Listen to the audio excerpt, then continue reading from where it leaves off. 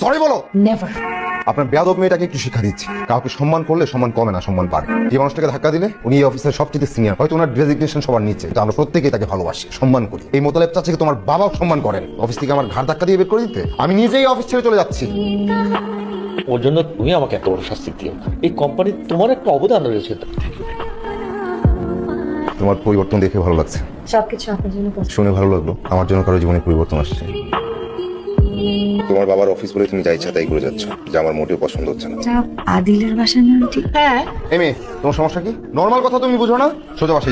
অল্প বয়সে বেশি পেকে গেছো তাই না? কি আসো এই মেয়ে কান্না করে কেন? এই কথা কানে যায় না? আসো সোজা বাসে যাবে।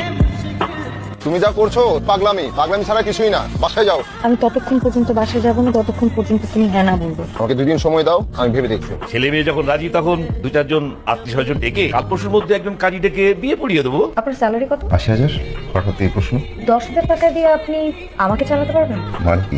আমি প্রত্যেকদিন 40,000 to 50,000 টাকা খরচ করি, সেখানে আপনি আমাকে মান্থলি 10,000 টাকা দিয়ে কিভাবে চালাবেন? তুমি কি আমাকে ডেকে এনে অপমান করছো?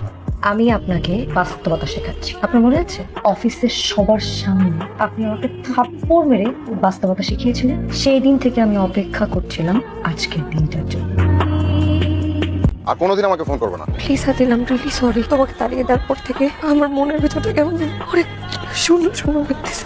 আমি এই পুরো পৃথিবীতে আমার বাবা ছাড়া আর কোনো পুরুষকে ভালোবাসিনি, কিন্তু তোমাকে তাড়িয়ে দেওয়ার পর আমার সেই বাবা আমার সাথে কত কথা বলতেছে। ফার্দার যদি তুমি আমার সাথে কোনো রকম যোগাযোগ করার চেষ্টা করো, আমি কিন্তু তোমার বাবার অফিস থেকে রিজাইন নিয়ে একদম শহর ছেড়ে চলে যাবো। তুমি যদি আমাকে ক্ষমা না করো তাহলে আমি এই পৃথিবী ছেড়ে চলে যাবো। তোমার যা ইচ্ছা তা করো।